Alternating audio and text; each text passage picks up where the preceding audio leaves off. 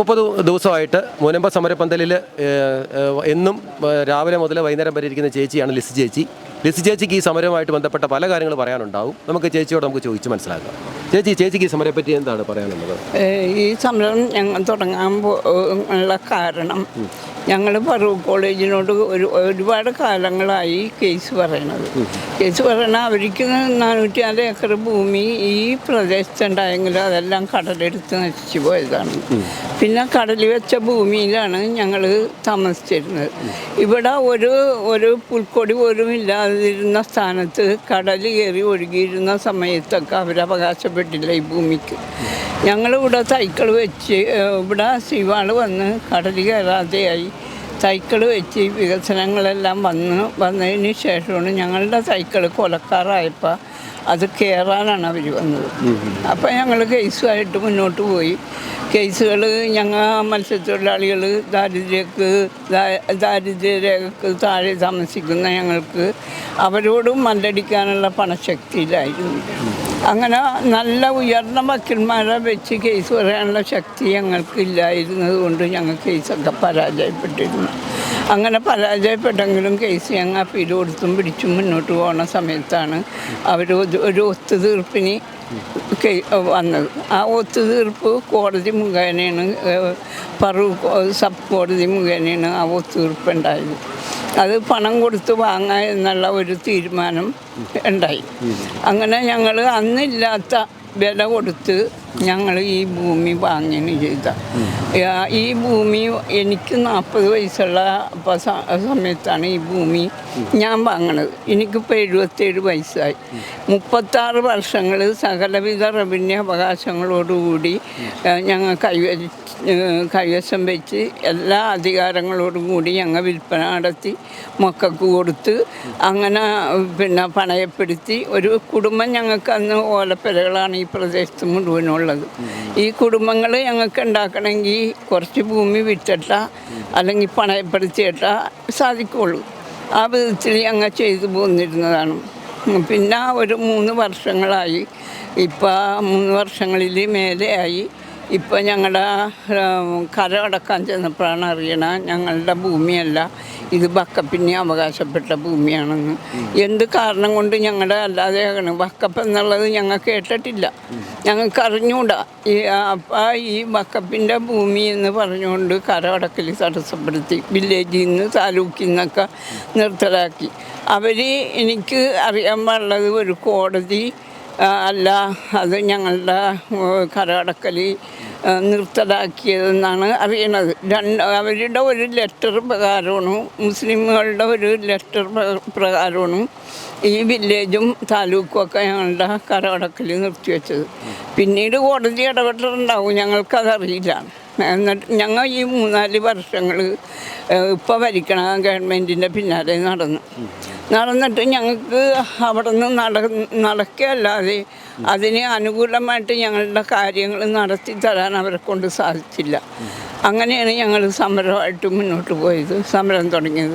സമരം തുടങ്ങിയിട്ടും അവരിവിടെ കടന്നുവരെ, പിന്നെ പ്രതിപക്ഷവും ഭരണപക്ഷവും ഇവിടെ കടന്നുവരെ ഞങ്ങളെ സഹായിക്കുകയൊന്നും ചെയ്തില്ല. ഞങ്ങളുടെ കാരണങ്ങൾക്ക് ഇതേവരെയും ഞങ്ങൾക്ക് സഹായിക്കാനെത്തിയത് ഭാരത ജനതാ പാർട്ടിയാണ്. അത് ഇവർ വരാതിരുന്നുകൊണ്ടാണ് അവർ കടന്നു വന്നത്. അവർ വോട്ടിന് മോഹിച്ചോ അല്ലെങ്കിൽ ഞങ്ങളുടെ ഈ പ്രദേശത്ത് മറ്റെന്തിനും ദുരുദ്ദേശം വെച്ചല്ല അവർ വന്നത്. ഞങ്ങൾക്ക് ആരും സഹായിക്കാനില്ലാതെ ആയപ്പോൾ അവർ കടന്നു വന്ന് ഞങ്ങൾക്ക് സഹായങ്ങൾ എത്തിച്ച് ഇപ്പോൾ ബില്ല് വരെ ഞങ്ങൾക്ക് പാസ്സാക്കി തന്ന്. ആ ബില്ലിന് ഒരു അനുകൂലം മുനമ്പം ജനതയ്ക്ക് ഒരു അനുകൂലം ഉണ്ടാകില്ലെന്നാണ് ഇപ്പോൾ അവർ പറഞ്ഞുകൊണ്ടിരിക്കുന്നത്. അനുകൂലം ഞങ്ങൾക്കില്ലെങ്കിൽ ഇവർ ഈ ബില്ല് പാസ്സായതിനു ശേഷമല്ലേ ഈ കണ്ട പ്രക്ഷോഭണം ഉണ്ടാക്കുന്നത്. അപ്പോൾ എന്തായാലും ഞങ്ങൾക്ക് അനുകൂലമുണ്ട് ബില്ലിന്. ഞങ്ങൾക്കൊരു വക്കപ്പ് എന്നുള്ള നിയമം നീങ്ങിക്കിട്ടിയല്ല, അത് തന്നെയാണ് ഞങ്ങൾക്ക് വലിയ ആശ്വാസം. ചേച്ചി ഇപ്പം 130 ദിവസമായിട്ട് സമരപ്പന്തലിൽ വരുന്നുണ്ട്. അപ്പോൾ ചേച്ചിക്ക് അതിൻ്റെതായ ഒത്തിരി ബുദ്ധിമുട്ടുകളില്ലേ? കാരണം ബുദ്ധിമുട്ടുണ്ട്. നമ്മുടെ ഈ പ്രായത്തിലും നമ്മൾ ഈ സങ്കടങ്ങളും ദുഃഖങ്ങളും അതിലുപരിയായിട്ട് ഞങ്ങൾ ഒരുപാട് ദാരിദ്ര്യവും കഷ്ടപ്പാടും ഈ ഭൂമിയിൽ ഞങ്ങൾ അനുഭവിച്ചവരാണ്. ഞങ്ങളുടെ മാതാപിതാക്കൾക്ക് ഈ കടലിൽ പോയി വല്ലതും കിട്ടിയാൽ, ബോട്ടൊന്നും ഇല്ലല്ലോ, കടലിൽ പോയി വല്ലതും കിട്ടിയാലാണ് ജീവിക്കാൻ പറ്റുള്ളൂ. ചിലപ്പോൾ ഒരു നേരം ഭക്ഷണം ആക്കാനേ പറ്റുള്ളൂ. അത് അടപ്പത്തിടുമ്പോൾ തന്നെ കടൽ കയറും. ആ കലവും പൊക്കി വേറെ സ്ഥലത്ത് കൊണ്ടുപോയി വെക്കും. അങ്ങനെ ഒത്തിരി കഷ്ടങ്ങൾ അനുഭവിച്ചെങ്കിലും ഞങ്ങൾ അതിനോട് അനുകൂലിച്ച് മക്കളായ ഞങ്ങളും പോയിരുന്നു. ഞങ്ങളുടെ മുത്തച്ഛന്മാരായിട്ട് തന്നെ ഇവിടെ താമസക്കാരാണ്. പക്ഷേ ഇത് ഞങ്ങൾ മേടിച്ചതിന് ശേഷം ഞങ്ങൾക്കുണ്ട ഭൂമി അല്ല ഇത് വക്കപ്പിൻ്റെയെന്ന് കേട്ടപ്പോഴുണ്ടായ ഒരു സങ്കടവും നെഞ്ചിടിപ്പും പറഞ്ഞറിയിക്കാൻ പറ്റില്ല. ചേച്ചിക്ക് കടവും കാര്യങ്ങളൊക്കെ ഒത്തിരി ഉണ്ടോ? ഉണ്ട്, കടങ്ങളുണ്ട്. എല്ലാവർക്കും കടങ്ങളുണ്ട്. പെര മുഴുവനും പൂർത്തീകരിച്ചിട്ടില്ല. ആ മെയിൻ്റനൻസ് ചെയ്യാനുണ്ട്. എന്തിനും ഞങ്ങൾക്ക് ഉള്ളത് ഈ ഭൂമിയാണ്. ഇത് തടസ്സപ്പെട്ടപ്പോൾ ഞങ്ങൾക്ക് വേറൊരു നിവൃത്തിയില്ല. ഈ കടലിൽ പോയ ഫിഷിങ് ഇവിടെ മോശമായതുകൊണ്ട് എൻ്റെ മോനൊക്കെ ലക്ഷദ്വീപിൽ പോയി കിടന്ന് ജോലി ചെയ്യണം. മത്സ്യബന്ധനക്കാരാണ് ഇവിടെയുള്ള. ഇവിടെ റിസോർട്ടുകൾ ഉണ്ടെങ്കിലും അത് ഞങ്ങളൊക്കെ വിറ്റ്, ഞങ്ങളെപ്പോലെയുള്ള ആളിലൊക്കെ വിറ്റിട്ടാണ് ഇവിടെ റിസോർട്ടുകൾ വന്ന കാശുള്ളവർ മേടിക്കണം. അപ്പോഴും ഞങ്ങൾ ദാരിദ്ര്യം തന്നെയാണ്. ഞങ്ങളുടെ കഷ്ടപ്പാട് നീങ്ങി പോയിട്ടില്ല. ഇത് ഞങ്ങളുടെ കഷ്ടപ്പാടിന് ഉപയോഗിക്കണ ഒരു സാധനമാണ് ഈ ഞങ്ങളുടെ ഭൂമി. ഈ ഭൂമിക്ക് ഞങ്ങൾക്ക് കൈവശാവകാശത്തിലിരിക്കണ ഞങ്ങളുടെ ഭൂമി ഇത്ര വർഷങ്ങളെത്തി. എന്ത് നിയമം ഇത്? നിയമവും നീതിയും ഞങ്ങൾക്കില്ലേ? 12 വർഷം ഒരു ഭൂമി കൈവശം വെച്ചാൽ ആ ഭൂമിക്ക് പിന്നെ ഒരവകാശികളില്ല എന്നുള്ളതാണ് ഒരു നിയമമാണ്.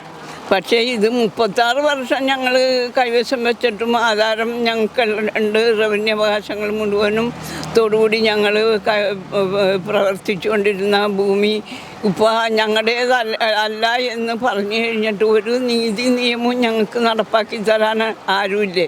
ഇന്നിപ്പോൾ കോടതിയിൽ ട്രൈബ്യൂണലിൽ കേസുണ്ട്, ഹൈക്കോടതിയിൽ കമ്മീഷൻ്റെ കേസുണ്ട്. കമ്മീഷൻ ഇവിടെ വന്ന് ഞങ്ങളുടെ എല്ലാ റിപ്പോർട്ടുകളും എടുത്ത് ആധാരം ചെക്കപ്പ് ചെയ്ത് എല്ലാം കഴിഞ്ഞപ്പോഴാണ് കമ്മീഷനെ നിരോധിച്ചത്. ഇപ്പോൾ വീണ്ടും കമ്മീഷനെ തുടരാൻ അനുവാദമുണ്ട്. അദ്ദേഹം ഇവിടെ വന്നാണ് എല്ലാം ചെയ്തത്. പക്ഷേ ഞങ്ങളെ കണ്ടും കേട്ടും ഞങ്ങളുടെ ആധാരം പരിശോധിച്ചിരിക്കുന്ന കമ്മീഷനിൽ നിന്ന് ഒരു നല്ലൊരു തീരുമാനം, ഒരു റിപ്പോർട്ട് ഉണ്ടാകുമെന്നാണ് ഞങ്ങൾ പ്രതീക്ഷിക്കണം. അല്ലെങ്കിൽ നീതികേടല്ലേ? നീതിപീഠത്തിൻ്റെ മുന്നിൽ നിന്നും ഞങ്ങൾക്ക് ന്യായവും നീതിയും വേഗം നടപ്പാക്കി തന്നിട്ടുണ്ട്. ഞങ്ങൾക്ക് എത്രയും വേഗം ഈ റവന്യൂ അവകാശം തിരികെ കിട്ടണം. കേസുകൾ നടന്നോട്ടെ. വീട്ടിൽ ആരൊക്കെയുണ്ട്? എൻ്റെ വീട്ടിൽ ഇപ്പോൾ 2 ആൺമക്കളുണ്ട്. 2 പെൺമക്കളെ കല്യാണം കഴിച്ച് അവർക്കും കൊടുത്തേക്കണത് വസ്തുവാണ്. ചേച്ചി എന്ത് ജോലിയാണ് ചെയ്തുകൊണ്ടിരുന്നത്? നിലവിൽ എന്നെ കല്യാണം കഴിക്കണക്കാട്ടി മുമ്പ് കക്ക വരും. മാതാപിതാക്കൾക്ക് സഹായമായി അങ്ങനെ നിൽക്കും. കല്യാണം കഴിച്ചു കഴിഞ്ഞിട്ട് ഭർത്താവ് അതിന് വിട്ടിട്ടില്ല. ഭർത്താവ് മത്സ്യം പിടിക്കാൻ പോകും. മക്കൾ വലുതായി കഴിയുമ്പോൾ മക്കളും കടലിൽ തന്നെ പണിയെടുക്കണം. ഒരു വിദ്യാഭ്യാസം തികച്ച് അവർക്ക് കൊടുക്കാനൊന്നും ഞങ്ങൾക്ക് സാധിച്ചിട്ടില്ല. ഞങ്ങളുടെ അവസ്ഥ അതാണ്. ഇപ്പോൾ ഞങ്ങൾക്കെന്ന് പറയണത് ഇപ്പോഴുള്ള കുഞ്ഞുങ്ങൾക്കെങ്കിലും ഈ ദേശത്തെ മക്കൾക്കെങ്കിലും നല്ലൊരു വിദ്യാഭ്യാസം കിട്ടി അവർ നല്ല നിലയിലാക്കി ഈ ദേശത്തും ഞങ്ങൾക്ക് വേണ്ടി ബാധിക്കാൻ പറ്റിയ ഒരു ഉയർന്ന വിദ്യാഭ്യാസത്തിൽ അവരെത്തി. ഒരു MLA അല്ലാത്ത ആരെങ്കിലും നല്ല ഉദ്യോഗസ്ഥന്മാരൊക്കെ ഉണ്ടാകണമെന്ന് ഞങ്ങൾ ആഗ്രഹിക്കണം. ഞങ്ങളുടെ മക്കൾക്ക് വിദ്യാഭ്യാസം കിട്ടണം. മക്കളെ കല്യാണം കഴിച്ചു കൊടുക്കണം. കല്യാണം കഴിച്ചിങ്ങോട്ട് കൊണ്ടുവരണം. ഇപ്പം ആരും ഞങ്ങളുടെ മക്കൾക്ക് കല്യാണം കഴിക്കാൻ വന്നുമില്ല. ഈ കല്യാണം ഞങ്ങളുടെ മക്കൾക്ക് തന്നുമില്ല. എന്താ ഭൂമി ഞങ്ങളുടേതല്ലല്ല. ഞങ്ങൾ ഇവിടെ പോവും. ഞങ്ങൾക്ക് എന്ത് സാധ്യത, എന്ത് നിലനിൽപ്പും, എന്ത് നിയമം? ഇന്ത്യക്ക് സ്വാതന്ത്ര്യം കിട്ടിയ ഈ ദേശത്ത് തന്നെ, ഈ നാട്ടിൽ തന്നെയല്ലേ ഞങ്ങളും പാർക്കണം. ഈ കേരളത്തിൽ തന്നെയല്ലേ ഞങ്ങളും പാർക്കണം. അപ്പോൾ എന്താണ്, ഞങ്ങൾക്ക് മാത്രം നിയമം നിഷേധിക്കപ്പെട്ടവരായിട്ടാണ് ഈ കടലിൻ്റെ മക്കളായ തൊഴിലാളികളായ ഞങ്ങൾ ജീവിക്കേണ്ടത്. ഐബിഡനൊക്കെ ഇടപെട്ടിട്ടില്ല ഈ വിഷയത്തിൽ? ഐബിഡനൊക്കെ ഇടപെട്ടിട്ടില്ല. ഐബിഡൻ ഇവിടെ വന്ന് പോയി ഞാൻ നിങ്ങൾക്ക് വേണ്ടി ഈ എല്ലാ കാര്യവും ചെയ്ത് തന്നില്ലെങ്കിൽ അവിടെ വക്കപ്പ് ബില്ലിന് അനുകൂലമായിട്ട് ചെയ്തു പോയതൊക്കെ പോട്ടെ. ഇവിടെ കേരള ഗവൺമെൻറ്റിൽ എല്ലാവരും ഞങ്ങൾക്ക് എതിരായിട്ട് പ്രമേയത്തിന് എതിരായിട്ട് കൈവക്കി. ഇനി ഞങ്ങൾ അവിടെ ഞാൻ അത് വേണ്ടുന്നത് ചെയ്യും എന്ന് പറഞ്ഞു. അല്ലെങ്കിൽ ഞാൻ ഈ പാർട്ടിയിൽ നിന്ന് തന്നെ രാജിവെക്കുമെന്ന് പറഞ്ഞു കഴിഞ്ഞിട്ട് ഇവിടം പുറത്തിറങ്ങിയിട്ട് ഞങ്ങൾ എത്ര പ്രാവശ്യം അദ്ദേഹത്തിൻ്റെ വീട്ടിൽ പോയി എല്ലാ MP-മാർക്കും ലെറ്റർ പോസ്റ്റ് ചെയ്ത് എല്ലാ കാര്യങ്ങളും ഞങ്ങൾ ചെയ്ത് എന്നിട്ടും ഞങ്ങൾക്ക് അനുകൂലമായിട്ട് നിന്നില്ല. ഞങ്ങൾക്ക് പ്രതികൂലമായിട്ട് തന്നെയാണ് ഈ ഭരിക്കണ ഗവൺമെൻറ് അവിടെ അവരുടെ പാർട്ടി കോൺഗ്രസ് തുടങ്ങി കൊടുത്തുനിന്ന് ഉണ്ടായപ്പോൾ തന്നെ എം പിമാരെ ഞങ്ങളുടെ കേരള മുഖ്യമന്ത്രി പറഞ്ഞങ്ങാട് നിങ്ങൾ പോയി ഈ ബില്ലിനെതിരായിട്ട് നിൽക്കണമെന്നും പറഞ്ഞു. ഞങ്ങൾ എന്ത് ദ്രോഹവരോട് ചെയ്ത് ഞങ്ങൾ ഇവരെ ജയിപ്പിച്ചടിച്ചാണ് ഞങ്ങളുടെ തെറ്റി. ഇനി ഹൈബിയുടെ സ്ഥാനാർത്ഥിയായിട്ട് നിന്നാൽ വോട്ട് ചെയ്യുമോ? വോട്ട് ചെയ്യില്ല. എൻ്റെ അഭിപ്രായമാണ് ഞാൻ പറയണത്. ഞാൻ ചെയ്യില്ല. ഞാൻ കമ്മ്യൂണിസ്റ്റ് പാർട്ടിയുടെ ഒരു പ്രവർത്തകയും കൂടിയാണ്. പക്ഷേ കുഞ്ഞും നാളിലെ എല്ലാവരും ക്രിസ്ത്യാനികളൊക്കെ കോൺഗ്രസ്സുകാരാണല്ലോ, അല്ലെങ്കിൽ അവർക്ക് ദൈവമില്ലെന്ന് പറയും. പക്ഷേ ഞാൻ കുഞ്ഞുനാളിൽ തന്നെ എനിക്ക് കമ്മ്യൂണിസമാണ് എനിക്ക് ആഗ്രഹം. ഞാൻ വളർന്നു വന്നിട്ട് വോട്ട് ചെയ്യാൻ തുടങ്ങിയ നാളിലും ഞാൻ കമ്മ്യൂണിസ്റ്റിന് വോട്ട് ചെയ്ത് വന്ന ആളാണ്. ഇനി ഞങ്ങൾക്ക് മാറി ചിന്തിക്കണ്ടേ? ഞങ്ങളെ സഹായിച്ചവരെ ഞങ്ങൾക്ക് ചേർത്ത് പിടിക്കണ്ടേ? BJP വോട്ട് ചെയ്യുന്നതാണോ പറഞ്ഞത്? അങ്ങനെ തന്നെയാണ് പറയണം. എന്താണെന്ന് വെച്ചാൽ ഞങ്ങളെ സഹായിച്ചത് അവരാണ്. ഞാൻ ഒരിക്കലും വാക്ക് മാറാത്ത ആളാണ്. അത്രയും സങ്കടമുണ്ട് ആ കാര്യത്തിൽ, പ്രയാസമുണ്ട്. ഞാൻ കളിച്ചു വളർന്ന ഈ ദേശത്ത് ഞങ്ങൾക്ക് ജീവിക്കാൻ പറ്റാത്തൊരവസ്ഥ വന്നപ്പോൾ ഞങ്ങൾ പിന്നെ ആരെ കൂടി നിൽക്കണം? ഞങ്ങളെ സഹായിച്ചവരെ കൂടി നിൽക്കണം. അതാണ് മര്യാദ, അതാണ് നീതി. അപ്പോൾ ഇനിയും ഞങ്ങൾക്ക് വേണ്ടി അവർ സഹായിക്കുക എന്നുള്ളത് തന്നെയാണ് ഞങ്ങളുടെ ഉറപ്പ്. BJP വോട്ട് രാഷ്ട്രീയം കളിക്കുന്നൊരു തോന്നൽ ഇല്ലേ? ഒരിക്കലുമില്ല. എന്താണെന്ന് വെച്ചാൽ അവർ വോട്ടിനെ പറ്റി ഒന്നും ഞങ്ങളോട് പറഞ്ഞിട്ടില്ല. അവർ പറഞ്ഞത് നിങ്ങൾ വോട്ട് ചെയ്യുമെന്ന് പ്രതീക്ഷിച്ചിട്ടല്ല ഞങ്ങൾ കടന്നു വന്നത്. നിങ്ങളാരും സഹായിക്കാനില്ലല്ലോ എന്ന് ഓർത്ത് നിങ്ങൾക്ക് നീതി കിട്ടണം, അതിനു വേണ്ടിയാണ് ഭാരത ജനതാ പാർട്ടി ഇവിടെ കടന്നു വന്നതെന്നാണ് അവർ പറഞ്ഞിട്ടുള്ളത്. അവർ വോട്ടിനെ ഒരിക്കലും ആഗ്രഹിച്ചിട്ടില്ല. പിന്നെ ഇവിടുത്തെ ജനത്തിന് നന്ദി ഉണ്ടെങ്കിൽ അങ്ങനെ ചെയ്യണം. അല്ല, BJPയെ പറ്റി പറയാൻ നമുക്കറിയാമല്ലോ. ഇപ്പം മണിപ്പൂരിലെ സംഭവം അറിയാമല്ലോ. മണിപ്പൂരിൽ അറിയാം. പക്ഷേ അത് എന്തെങ്കിലും കാര്യം അവർക്ക് ഉണ്ടായിട്ടുണ്ടാവും അതിന്. അല്ലെങ്കിൽ പിന്നെ ലോകം മുഴുവനും ഇപ്പോൾ എല്ലാ രാഷ്ട്രീയക്കാരും ഒരു പ്രശ്നങ്ങളും ഇല്ലാത്തവരാണ്. പ്രശ്നങ്ങളുണ്ട്, കൊലപാതകങ്ങളുണ്ട്, കൊള്ളയുണ്ട്, എല്ലാ ഭാഗത്തുനിന്നും ഉണ്ട്. പിന്നെ അവർ മാത്രം ഇങ്ങനെയെന്ന് പറയാനായിട്ട് എന്താണ് ഇത്? ഒരിക്കലും അല്ല. അവർ ഞങ്ങളടുത്ത് ഞങ്ങൾ ഇപ്പോൾ കണ്ടപ്പോൾ മുതൽ ഞങ്ങൾക്ക് ഈ കടപ്പുറത്ത് ഒരാളും ഒരു വോട്ട് പോലും BJPക്കില്ലായിരുന്നു. അപ്പം ഞങ്ങളെ സ്നേഹിച്ച് ഈ സാധുക്കളെ സ്നേഹിക്കാനും സഹായിക്കാനും അവർ കടന്നു വന്നു. ഇത്രയും ദിവസങ്ങളുടെ ഇപ്പോൾ 5-6 മാസങ്ങൾ കഴിഞ്ഞ് ഈ ദിവസങ്ങൾ കൊണ്ട് ഒരു മനുഷ്യനെ മനസ്സിലാക്കാൻ, ഒരു പാർട്ടിയെ മനസ്സിലാക്കാൻ കഴിയില്ലേ? ഞങ്ങൾ ഇന്ന് വിദ്യാഭ്യാസം അധികം ഇല്ലാത്തവരാണെങ്കിലും, ഞങ്ങൾ ഉപ്പുവെള്ളത്തിൽ കിടക്കണവരാണെങ്കിലും ദൈവം തന്നൊരു ബുദ്ധിയും ബോധവും ഇല്ലേ നമുക്ക്? അപ്പോൾ അതനുസരിച്ച് ഞങ്ങൾ നീങ്ങും, അത്രയേ ഉള്ളൂ. എത്ര സെൻറ്റ് സ്ഥലമുണ്ട് ചേച്ചിക്ക്? എനിക്ക് ഇപ്പം എൻ്റെ കൈവശം 10 സെൻറ്റേ ഉള്ളൂ. മക്കൾക്കൊക്കെ വിധിച്ചു കൊടുത്തിട്ട് എൻ്റെ കൈവശം എൻ്റേതായിട്ട് 10 സെൻറ്റേ ഉള്ളൂ. ഇപ്പോൾ നാളെ ഇപ്പോൾ നമുക്കിതൊരു നമ്മുടെ കൈവശം വെക്കാൻ പറ്റാത്തൊരവസ്ഥ വന്നാൽ ചേച്ചി എന്തായിരിക്കും? വേറെ മാറി താമസിക്കാൻ തയ്യാറാവുമോ? ഇങ്ങനെ എന്തെങ്കിലും? തയ്യാറാകില്ല. ഇവിടെ മരിച്ചു വീണാലും ഈ ദേശം വിട്ട് ഞങ്ങൾ പോകില്ല. ആർക്കും ഈ ഭൂമി അങ്ങനെ കടന്നു കയറാൻ ഞങ്ങൾ അനുവദിക്കില്ല. എനിക്ക് ജീവനുള്ള കാലത്തോളം ഇപ്പോൾ രോഗങ്ങളുണ്ട്, പ്രയാസങ്ങളുണ്ട്, പ്രായത്തിൻ്റേതായ ബുദ്ധിമുട്ടുണ്ടെങ്കിലും ഞാൻ എൻ്റെ ദേശത്തിന് വേണ്ടി മുമ്പും പോരാടിയിട്ടുണ്ട്. നീതിക്ക് വേണ്ടി മാത്രം. അനീതിയോട് എൻ്റെ സഹോദരങ്ങളോടായാലും എതിർത്ത് നിന്നിട്ടുള്ള ആളാണ് ഞാൻ. പക്ഷേ നീതിക്ക് വേണ്ടി ഇനിയും ഏതറ്റം വരെ എനിക്ക് ജീവൻ തുടിക്കുന്ന സമയം വരെ ഞാൻ പോരാടും. ജീവനോട് അറ്റു പോയാലും അതിൻ്റെ മുന്നിൽ ഞാനുണ്ടാവും. എൻ്റെ പ്രാണം പോയിട്ടാൽ മറ്റുള്ളവരുടെ പ്രാണം പോവുള്ളൂ. ഉറച്ചിരിക്കുകയാണ്. അപ്പോൾ ഈ കാര്യത്തിൽ ചേച്ചിക്ക് നീതി കിട്ടുമെന്നുള്ള കാര്യത്തിൽ വിശ്വാസമുണ്ടോ? ഉണ്ട്. അപ്പോൾ ഇത്രയും ദിവസമായില്ലേ സമരം, ഇപ്പോഴും ബില്ല് പാസ്സായി സമരം മുന്നോട്ട് നീങ്ങിക്കൊണ്ടിരിക്കുക. അപ്പോൾ ഒരുപാട് പേരെ ഇപ്പോൾ ഓരോ ദിവസം വന്നുകൊണ്ടിരിക്കുന്നത് ഇതെല്ലാം സാധാരണക്കാരായ പാവപ്പെട്ട ആൾക്കാരാണ്. പ്രത്യേകിച്ച് മത്സ്യത്തൊഴിലാളികളുടെ കുടുംബങ്ങളിൽ നിന്ന് കൂടുതൽ വരുന്നത്. ഇവർ ഓരോ ദിവസം അവരുടെ സാമ്പത്തിക സ്ഥിതി മോശമാകുന്നില്ലേ? അപ്പോൾ അതിനെപ്പറ്റിയൊക്കെയുള്ള കാഴ്ചപ്പാട് എങ്ങനെയാണ്? സാമ്പത്തിക സ്ഥിതി മോശമുണ്ട്. അപ്പോൾ കമ്പനിയിൽ ജോലി ചെയ്യണ പെണ്ണുങ്ങളുണ്ട്, കക്ക വാരണ പെണ്ണുങ്ങളുണ്ട്, മത്സ്യം പിടിക്കാൻ പോകുന്ന ആണുങ്ങളുണ്ട്. അപ്പോൾ അവർക്കൊക്കെ പോകാനുള്ള അവസരം ഞങ്ങൾ കൊടുത്തുകൊണ്ടും ഈ പ്രായമായ ആൾക്കാരാണ്, വീട്ടിൽ വെറുതെ ഇരിക്കുന്ന ആൾക്കാരാണ് കൂടുതലായിട്ടും സമരത്തിൽ ഞങ്ങൾ ഇരിക്കുന്നത്. എന്താണെന്ന് വെച്ചാൽ നമുക്ക് ജീവിതം മുന്നോട്ട് കൊണ്ടുപോകണ്ടേ, അല്ലാതെ പറ്റില്ല, ജോലി ചെയ്യാതെ പറ്റില്ല. അപ്പോൾ പെൺപിള്ളേരൊക്കെ അങ്ങനെ അവർക്ക് ലീവ് എടുത്തും പിടിച്ചും ഇടയ്ക്ക് ഇവിടെ വന്നിരിക്കുകയും പിടിക്കുകയൊക്കെ ചെയ്യും. ഇപ്പോൾ ഇവിടെയുള്ള ചെറുപ്പക്കാരായ ആൾക്കാർക്ക് സ്ത്രീകളെ കിട്ടുന്നില്ല, കല്യാണത്തിന് പെൺകുട്ടികളെ കിട്ടുന്നില്ല എന്ന് പറയുന്നു. അങ്ങനെ അനുഭവസ്ഥരായിട്ടുള്ള ഒരുപാട് പേരുണ്ടോ? ഉണ്ട്, ഒരുപാട് പേരുണ്ട്. ഒരു മോനി വടക്ക് വെച്ചും ഒരു കല്യാണം ഉറപ്പിച്ചു വെച്ചതാണ് അവരൊഴി പറഞ്ഞത്. കാരണം വീടില്ല, ഇത് വക്കപ്പിൻ്റെയാണ്, നിങ്ങളുടെ ഭൂമിയല്ല, ഞങ്ങളുടെ മക്കളെ കെട്ടിക്കാനുള്ള ധൈര്യം ഞങ്ങൾക്കില്ല, ഞങ്ങളുടെ മക്കളെ അനാഥാരായി പോകില്ല, വീടും കുടുംബവും ഇല്ലെങ്കിൽ ആരെങ്കിലും കെട്ടിക്കോ. അപ്പോൾ അത് കാരണം അങ്ങനെ ഒഴിഞ്ഞു പോയ കല്യാണങ്ങളുണ്ട്. ഒരുപാട് ചെറുപ്പക്കാർ ഇങ്ങനെയുള്ള വിഷമതകൾ അനുഭവിക്കുന്നുണ്ട്. അങ്ങനെ ആരെങ്കിലും എന്തെങ്കിലും അഭിപ്രായം പറഞ്ഞിട്ടുണ്ടോ? അതിനെപ്പറ്റി എന്തെങ്കിലും ഒരു അഭിപ്രായങ്ങളോ പറഞ്ഞ് ചേച്ചിയോട് സൂചിപ്പിച്ചിട്ടുണ്ടോ? പറഞ്ഞിരുന്നു. അവർ പറയണത് ഈ പ്രയാസങ്ങളും ബുദ്ധിമുട്ടുകളും കാണുന്നു, ഞങ്ങൾക്ക് കല്യാണം പോലും കഴിക്കാൻ പറ്റാത്ത ഒരവസ്ഥയിലാണ്. വേലക്ക് പോണോടത്തും ഞങ്ങൾ നിന്നിതരാണ്. കാരണം പെണ്ണുമില്ല, കുടുംബമില്ല, ഒന്നുമില്ലാത്ത കാരണം അവരുടെ പരിഹാസവും കേട്ടുകൊണ്ടിരിക്കുകയല്ലേ. ഇപ്പം എൻ്റെ മക്കൾ തന്നെ അങ്ങനെ കേട്ടുകൊണ്ടിരിക്കുകയാണ്. എൻ്റെ 2 ആൺപിള്ളേരും കല്യാണം കഴിച്ചിട്ടില്ല. അവർ കല്യാണം കഴിച്ചില്ല എന്നുള്ള ഒരു ബുദ്ധിമുട്ടും മറ്റുള്ളവരിൽ നിന്നുള്ള ഒരു പരിഹാസം എല്ലാവരും സഹിച്ചുകൊണ്ടിരിക്കുകയാണ്. ഈ ഒറ്റ കാരണങ്ങൾ കൊണ്ടാണോ മക്കൾ കല്യാണം? അതെ, ഇങ്ങനെയുള്ള കാരണങ്ങൾ, തടസ്സങ്ങൾ. നമുക്ക് ധൈര്യമായിട്ട് ഒരു സ്ഥലത്ത് നിന്ന് ഒരു പെണ്ണിനെ കൊണ്ടുവരാൻ അവർ അന്വേഷിച്ച് കഴിയുമ്പോൾ ഇവിടെ പ്രശ്നങ്ങളുള്ള സ്ഥലമാണെന്ന് പറഞ്ഞു കഴിഞ്ഞാൽ എന്ത് ചെയ്യും? അവർക്ക് പെണ്ണിനെ കിട്ടുമോ? എത്ര കല്യാണം ഇങ്ങനെ മുടങ്ങിപ്പോയിട്ടുണ്ട്? ഒരുപാട് കല്യാണങ്ങൾ അങ്ങനെ മുടക്കത്തിലായി നിൽക്കുകയാണ്. ഉറപ്പിച്ചു വെച്ച കല്യാണങ്ങൾ നടത്താതെ ഇരിക്കുകയാണ്. ഇതിനൊരു പരിഹാരം ഉണ്ടാകും എന്നുള്ളത് കണ്ടുകൊണ്ട് തന്നെയാണ് അങ്ങനെ നിൽക്കുന്നത്. പെൺകുട്ടികളെ കല്യാണം കഴിച്ചപ്പോൾ കൊടുക്കണവർ തന്നെ എല്ലാം അറിഞ്ഞ് കൊണ്ടുപോകണവർ തന്നെ വളരെ ബുദ്ധിമുട്ടിലാണ്. ഞങ്ങൾക്ക് എപ്പോൾ എന്തെങ്കിലും കിട്ടും, അവകാശമായിട്ട് ഞങ്ങൾക്ക് കൊടുക്കാൻ ഇതുള്ളൂ, ഭൂമിയുള്ളൂ. അല്ലെങ്കിൽ അത് എന്തെങ്കിലും പണയപ്പെടുത്തിയാണ് കൊടുക്കാനുള്ളത് നിങ്ങൾക്ക്. പക്ഷേ അതൊക്കെ പ്രയാസം ബുദ്ധിമുട്ടിലും ഒക്കെ തന്നെ ഇരിക്കുകയാണ്. ചേച്ചി ഇപ്പൊ 130 ദിവസമായിട്ട് അടുപ്പിച്ച് വരുന്നുണ്ട് ഈ സമരത്തിന്.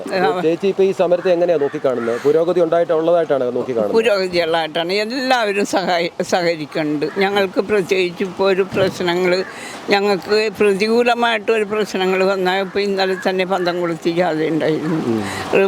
റൈബൂണിലെ കേസ് തടസ്സം വന്നു കഴിഞ്ഞപ്പോൾ ഞങ്ങൾക്ക് ജാഥ ഉണ്ടായിരുന്നു. മറ്റുള്ള വക്കപ്പ് ബില്ലിന് ഒരു ഗുണമില്ല, മറിച്ചാണെന്ന് മറ്റുള്ള പാർട്ടിക്കാർ പറയുമ്പോഴും പിടിക്കുമ്പോഴും ഒക്കെ ഞങ്ങൾക്ക് പ്രയാസങ്ങളും ബുദ്ധിമുട്ടുകളും ഉണ്ട്. അപ്പം ജനം കൂടും, അപ്പം ശക്തിയോടുകൂടി ഞങ്ങൾ മുന്നോട്ട് പോകണം. ഞങ്ങൾ ഈ സമരം ഇത്രയും ദിവസം ഇരുന്നല്ല എന്നോർത്ത് ഞങ്ങൾ തളർന്നു പോയിട്ടില്ല. ഞങ്ങൾ ഓരോ ദിവസം ചെല്ലുന്തോറും ഞങ്ങൾ ഇതിൻ്റെ സമരം ശക്തി കൂട്ടിക്കൊണ്ടിരിക്കുകയാണ്, കൂട്ടുകയും ചെയ്യും. ഇനി ഞങ്ങൾക്ക് കിട്ടുന്നവരെ ഞങ്ങളിതിൻ്റെ ശക്തിയോടുകൂടി തന്നെ ഞങ്ങൾ പോരാടും. ഓരോ ദിവസം കൂടുതൽ നമുക്ക് എനർജി വന്നുകൊണ്ടിരിക്കണം. പോരാടാതെ നിവൃത്തിയില്ല. ഞങ്ങളുടെ ദേശം വിട്ട് ഞങ്ങൾ പോകില്ല.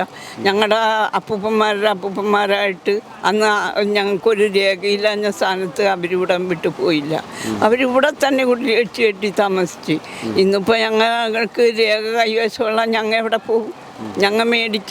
ഞങ്ങൾ പണം കൊടുത്ത് മേടിച്ച ഭൂമി ഇട്ടുണ്ടും മറ്റുള്ള ആളുകൾക്ക് ഒഴിഞ്ഞു കൊടുത്തുകൊണ്ട് ഞങ്ങൾ പോകില്ല. ഞങ്ങളുടെ ജീവിതം മുഴുവനും ഈ കടലിലാണ്.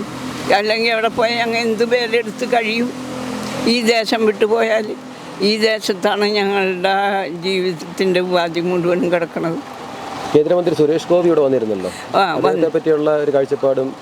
സുരേഷ് ഗോപി ഇവിടെ വന്നപ്പോൾ ഞങ്ങൾ എല്ലാവരും ഒത്തുകൂടി ഞങ്ങളുടെ കാര്യങ്ങളൊക്കെ പറഞ്ഞ് അദ്ദേഹം വേണ്ടത് ചെയ്യാമെന്ന് പറഞ്ഞ് അതേപോലെ തന്നെ വക്കപ്പ് ബില്ലിന് വേണ്ടി ഒരുപാട് ശക്തിയോടുകൂടി തന്നെ ഞങ്ങൾക്ക് വേണ്ടി പാർലമെൻറ്റിൽ ആ യോഗത്തിൽ എതിർത്ത് വക്കപ്പ് ബില്ല് പാസ്സാകണവരെ ഞങ്ങളുടെ കൂടെ ഉണ്ടായിരുന്നു.